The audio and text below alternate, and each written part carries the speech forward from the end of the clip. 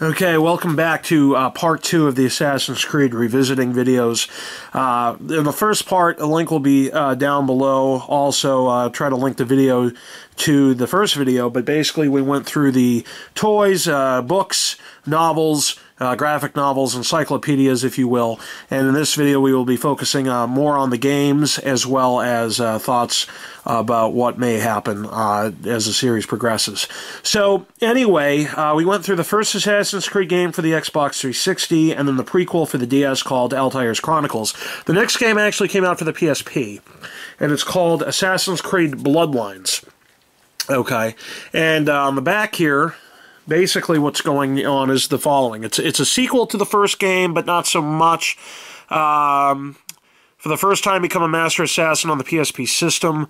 I will travel to the distant land of Cyprus to dispose of the remaining Templars before they rebuild their order and hunt us again. I am Altair, I am an assassin. Use Altair's signature moves against intuitive enemies.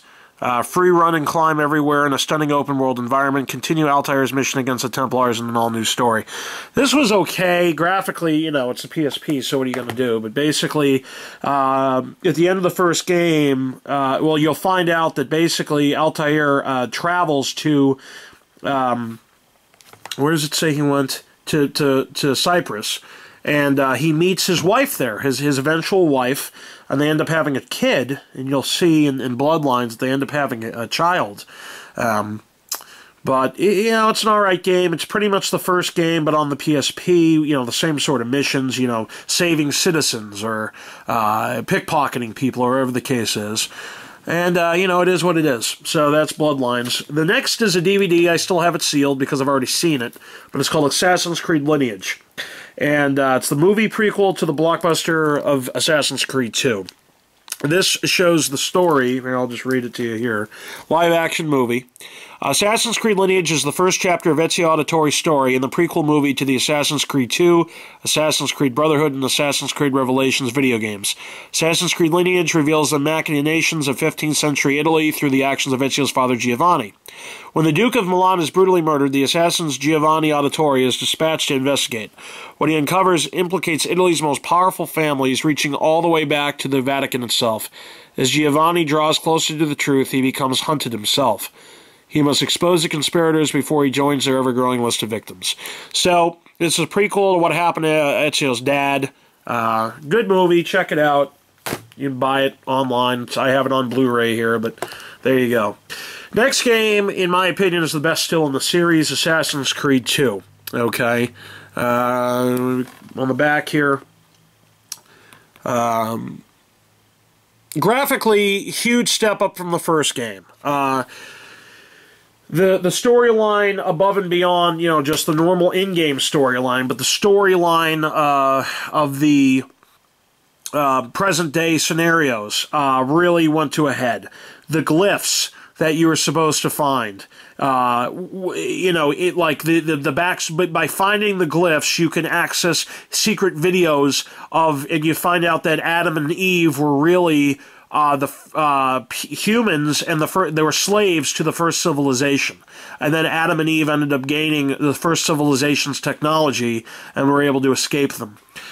Great game. Graphically, storyline, acting, music, graphics, everything you can think of, just a million times better than the first game, and still the grand champion, if you will, of the series, in my opinion, both from story perspective in the actual game, to the mission selection, to the, I still remember the racing, you know, for the side quests. I got all those done, like I told you guys, trying to collect everything again last year when I went through and my OCD was killing me, so I collected everything. Because in Black Flag, I actually sat there and collected everything, and I said, well, if I'm going to do that for Black Flag, I have to do it for the other games. So I did the same thing. I did not, however, do it for the DS games or the PSP games. I did not do it for those, but I did it for the major games, or Liberation. But but we'll get to that in a moment. But basically, that's Assassin's Creed 2 in a nutshell. It gave us Ezio. It's still the best protagonist so far in the series. More in depth on the first civilization. We found out they weren't really aliens, but a civilized, completely not civilized, but completely technology beyond our imagination, ahead of its time, thousands and thousands and thousands of years ago. And that's pretty much that. So that's the second game. Now, the other game for the DS was called Assassin's Creed 2 Discovery. And in this game, you're Ezio, but it's a weird game. I'll explain in a moment. Let me just show you guys the back. Experience an untold chapter of the Assassin's Creed 2 story. It's like a parallel at the timeline of Assassin's Creed 2 before it ends. This theoretically happened, but it came out for the DS. So to play this mission, if you will, you had to buy a DS and play it for it. Travel to 15th century Spain during the Inquisition to rescue fellow assassins and uncover a Templar plot to discover the New World. You can experience a variety of exciting mission types and use momentum-based gameplay to create your own cinematic combat moves. Not as good as the first one for the DS. That's not saying much. The story really didn't go anywhere. I mean, from what I can remember, you beat the game and the guy ends up getting away. So it's like, what the hell was the point, really? But, for what it was, it's all right. Again, a couple of short game, 3, 4, 5 hours at the most. It's, it is what it is. So, that's the story there. The next game for the 360 is the sequel to Assassin's Creed 2, Assassin's Creed Brotherhood. Now, when this game came out, everybody was looking forward to this so badly because it introduced a new multiplayer feature. I never got into the multiplayer feature, but I'm really not a multiplayer type of guy. A co-op I'll do, but I'm the GoldenEye type stuff. I really didn't really get into that as a kid. So, but single player, it introduced new things like the Brotherhood, recruiting assassins to go out and then do missions for you to gain money more quickly to buy other stuff. So that's pretty much the deal there as far as what I liked about Brotherhood. But it also added in something that I did not like, and you had to defend your own forts or your own strongholds, if you will, and that version of the game, that part of the game, really was boring as all hell, and it pissed me off to no end. You were still able to really beat the game without having to deal with all that. I hated doing it. What a waste of time. And they dropped it, obviously, when Revelations came out. They got rid of it altogether. They thought it'd be a good idea, but a lot of people just didn't like it. I was one of the people, again, who did not like it. And more glyphs, more behind-the-scenes stuff. Not story-wise. It was almost like The Matrix, if you will. You had The Matrix 1, which was Assassin's Creed 2. And then you had, the second one was called, Reloaded, I think, which was like a bridge to the end. The second movie was like, stuff happened, but not enough for you to be like, oh, wow, I can't wait for the third one. But you still said, oh, wow, I can't wait for the third one, knowing it would be the end of it. So it was like a rehash of Assassin's Creed 2, sort of, with a couple new features.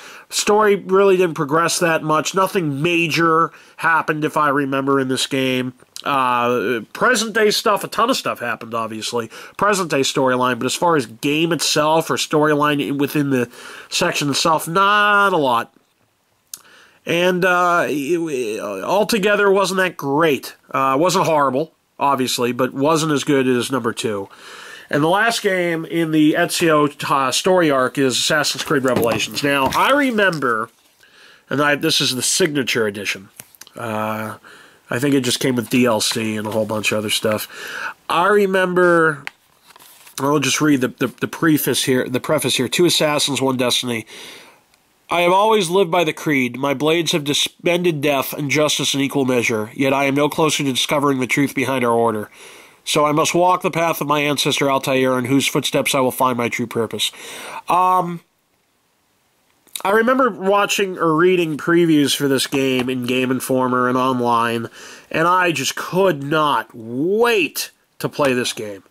For multiple reasons. I really liked Altair. I really did. I felt that he only got one game, aside from the PSP game and aside from the DS game. He only got one game. I don't really consider those story games or major games. But it's almost like you met him, and then you're like, okay, you meet him, you go through the story with him. But all of a sudden, it's like he gets yanked out of your life, and you never hear from him again.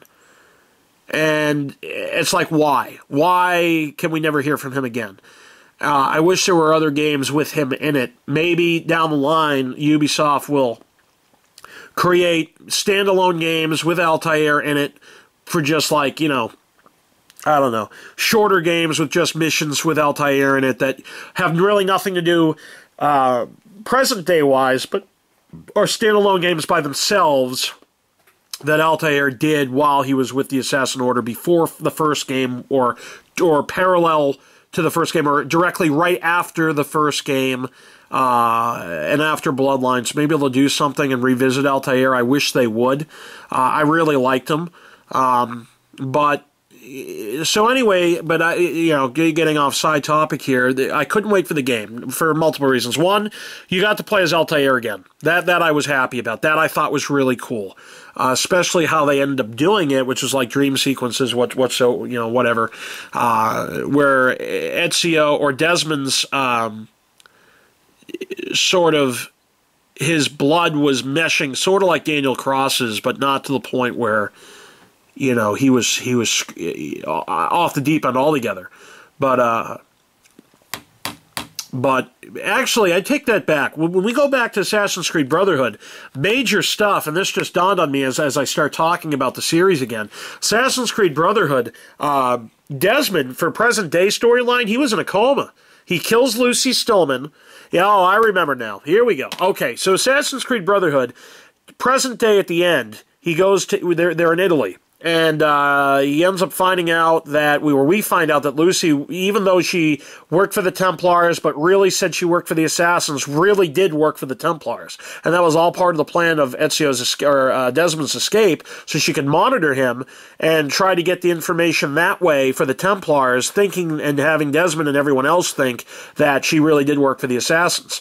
But Desmond was able to find that out using Eagle Vision at the base they had set up. And so they're finally, they access the, it was either a church or I forget what in Italy, where they are in the present day. And then, towards the end it was really cool because, just the being able to open up and find out, where, what happened in the church or wherever they were in present day, how it looked, climbing the sort of climbing up, open up secret doors to try to open up the vaults and open up the doors to lead them to where they had to go, and that was cool in itself, the hidden nooks and crannies, if you will. And then finally getting there and meeting Minerva, I think it was Minerva, and then having Desmond being controlled by the first civilization, which was Minerva, and ended up killing Lucy Stillman. And everybody, you're wondering, what the hell? Why did he kill Lucy Stillman? What the hell was that about? What's going on? And then you find out that Desmond's in a coma. So he's in a coma in this game, and his father ends up coming. They pick up his father, who, if you played throughout the series, you're like, okay, well, he has a bad relationship with his dad. His dad was psychotic, blah, blah, blah, Templars and Assassins. Why am I training like this? I want to do my own thing. I lived off the grid. And then you find out that his dad had been keeping tabs on him, obviously, and so he was able to rescue him. And they tried to, but he's in a coma. They didn't know if he would survive. So that's what happened in Brotherhood as far as present-day stuff. And then when we go back to Revelations, The cool part, aside from being able to have Desmond's basically living the bleeding effect, if you will, where all his personalities are meshed into one. He sees himself as Altair, he sees himself as Ezio, and then himself. But it's cool because while he's in the coma in the beginning of the game, if I recall correctly, you're actually in the Animus, you're suspended in the Animus, and you meet Subject 16. Well, Subject 16 was from the first game when you used your eagle vision, and at the end of the first game, you saw around the lab where you're being held at Warren Vidic at Abstergo that Subject 16 wrote in blood on the walls, and so you're able to see those messages. Also, in Assassin's Creed 2, Subject 16 is giving you hints on the glyphs and where they're located, and that there's a video that he has to see, which again is the Adam and Eve video. So in Revelations, you're walking around the Animus, picking up Animus fragments, and there was a cool like puzzle, if you will, trying to sort of building a bridge around the room to be able to access the next level, the next level, the next level while you're in the Animus to get the behind-the-scenes information, if you will, backstory. So that was cool. And obviously he wakes up from the coma, and then you fight Warren Vidic, you fight to find the because they find where the First Civilization's machine is. They find that area, and to try to turn it on again, and so present day.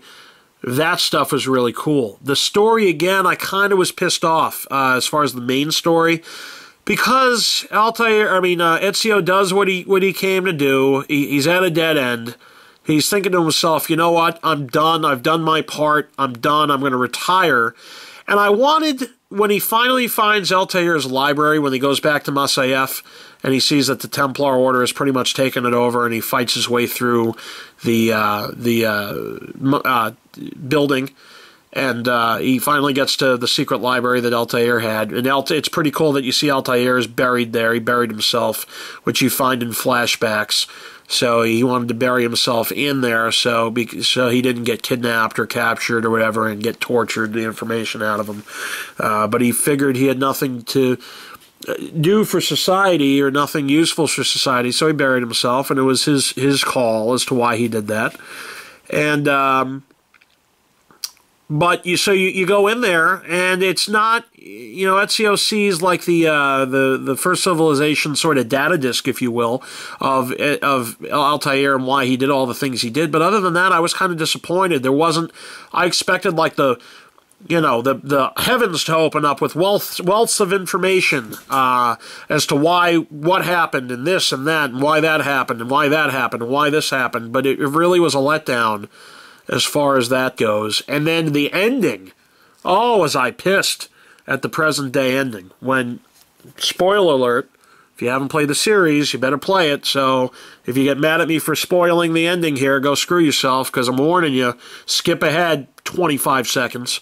But at the end, when he actually has to, either he sacrifices himself and unleashes Minerva to save the world from the solar flares that destroyed the first civilization that thousands and hundreds of thousands of years prior, or he doesn't kill himself and he doesn't release Minerva to save the Earth, and the solar flares happen, and then it's his job to rebuild society once again. And he thought, well, even though Minerva's evil and she wants to control the human race again, just like she did in the Adam and Eve time, he'd rather have that happen, knowing that the world will still live, being able to tackle Minerva later than having to rebuild from scratch again because of the solar flare. So I was pissed at the ending, was not happy with it.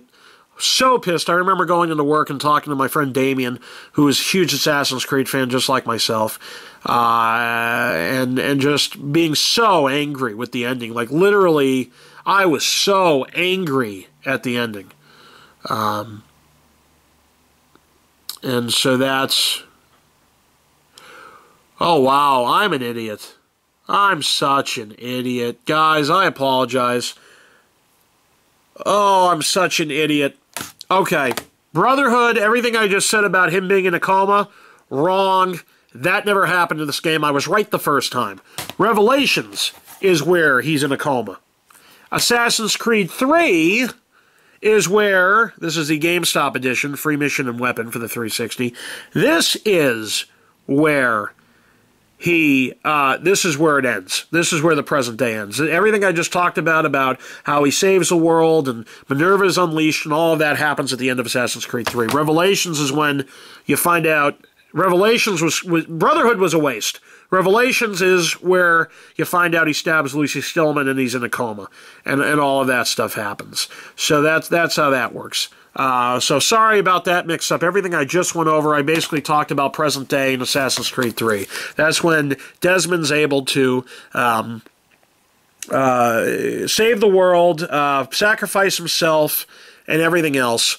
Animus Fragnance, dealing with Subject 16, all of that stuff. And this was the French Revolution. Everybody was looking forward to this game. It was a letdown. Nobody really liked Connor, the protagonist in the series. I thought it was okay. It wasn't great. So it introduced naval combat, which I really wasn't a fan of. And Assassin's Creed Black Flag, I got better at it. I'm not a huge naval guy, so I'd rather a game just dealing with land and combat and stuff like that. Really not a huge exploration on land, not really a huge naval guy. Hated, driving the ship and all that sort of thing. This game pissed me off when I went back last year and I actually tried to collect everything. Number one, there's a glitch, and I went online. When you're in the homestead and you're trying to do the homestead missions, you have to witness for the book, or whatever book you're writing in, for every like the blacksmiths and what they do, and the lumberjacks and what they do, and the fishermen and what they do, sort of a deal. Well, I think it's the lumberjacks or the blacksmiths, I forget who, but there's a glitch where you cannot complete 100% of the book because the one lumberjack or blacksmith or whoever they are is supposed to do something and they never do it. Like literally never. You'd have to literally pray to God. You'd have to keep the game on, and then weeks would go by, and then maybe they do it by accident. But there was a major glitch. I wasn't the only one that had the problem. So this is pretty much finished 100%, with the exception of that one thing. Other things that you could do, I remember running out of money. I bought everything in the game when I played it, and then when I went back, I tried to, use the ship to try to sail and do the missions, and then I'm like, oh wait, I can't upgrade my ship, I have no money. So I literally, for 6 hours straight, had to go into the forest and kill bear after bear after bear after bear after bear to sell all my crap, to then go and collect enough money to be able to upgrade my ship, to then beat the naval missions. So it introduced naval combat. All in all, it was an average game, but again, the present-day stuff, this is where Desmond ended up killing himself. This is when I was pissed off. I remember when this came out, and I was so angry at life when Desmond ended up killing himself. But anyway, that's Assassin's Creed 3, so, for the 360. The next game in the series is, and before I get into that, let me just show you. This is the pre-order I got at GameStop. It's the steel bookcase for Assassin's Creed 3. I don't use it, obviously. I have the actual thing, but that's that. Next game, it came with the PS Vita. I bought the Assassin's Creed 3 Liberation bundle. Basically, for the same price, I got a free Assassin's Creed Liberation. Why would I not buy it? So I wonder if it came with a case. I don't think it did. I think it just came with the game itself. If I open this up, let's see what it comes with. I think I remember, because it looks like it comes with the case. It does not, if I recall. Let's just open it up here and see. Well, that's weird. How is this sealed? What the fuck? Oh, that's why. I did it this way. Okay. Well, let's just see what happens when we open this. It doesn't look like it comes with the game. Maybe it did. What do we got here? Now, this is... Oh, this is cool. I didn't even know. What the hell is this? So this comes with... I don't know what this is. Oh, it's a memory card. It's a memory card holder, or the game holder, I think. Protection plan, so on and so forth. Yeah, it did not come. I didn't think it came with the case. It didn't. No. Okay, so I'm not stupid. So all right, it did not come with the case, but anyway, this was the bundle that my Vita came in, and just throw this stuff back in. So, Liberation was sort of like the Bloodlines for the PSP. This is for the PS Vita. And your Aveline Grand Pierre, and you're, you know, an assassin. And you when you were a kid, your mother, you're in the town square with your mother. You're in New Orleans, by the way. Slavery is running rampant. You're lucky, though, because your mother, who was a slave, married a white guy, had you, and because he had a kid with... her mother, he really wasn't that hard on her being a slave. Like, he let her live with the family, treated her as a normal human being. So she was lucky growing up. But anyway, one day she's with her mother. Her mother all of a sudden vanishes. She doesn't know where she went. She's crying in the middle of the street.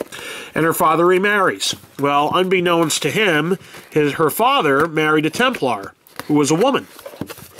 And she ends up killing him. And Aveline doesn't realize this, but she ends up killing him. He's sick, and instead of making him better, she makes him worse.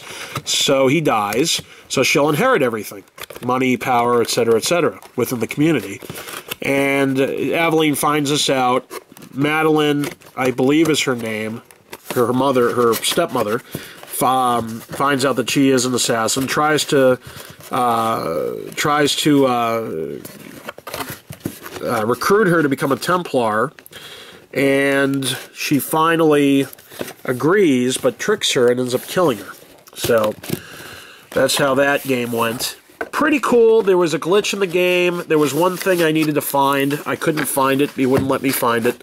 Not because it was ridiculous or anything, but because there was a glitch. Like, you're supposed to find something in the place where it was supposed to be. It just doesn't exist because of the glitch. This is interesting. Why won't this... Maybe it's because I put it in wrong. I don't know. Let's see here. Sorry about this, folks. Yeah, I don't know. Whatever. Here's what it is. So that's what that looks like. So that's Assassin's Creed 3 Liberation. And then Black Flag for the 360. So Assassin's Creed 4 Black Flag. This is the GameStop edition. You have the exclusive mission and ship. I've collected everything. The only thing I haven't done in this game is... fight the boss battleships. I just didn't care for it. So everything else is done. There was a glitch at one point. There was a side mission where you're supposed to kill somebody. You're supposed to chase him in your ship, jump off an island and kill him. But he disappears in the thin air. The marker's still there, so it says that you're supposed to kill him, but he doesn't exist anywhere. And so a lot of people had the same glitch issue. They finally updated the game and fixed it, so I was able to finally complete it. But this was cool. Music was great. Characters were okay. I just... you know, it was what it was. It was all right. I mean, the game is massive. Like, when you're, just finding everything in this game, going to all the different islands across the Caribbean Sea, and going to the different islands and picking up the Animus fragments, or picking up treasure chests, or picking up scrolls, or picking up whatever,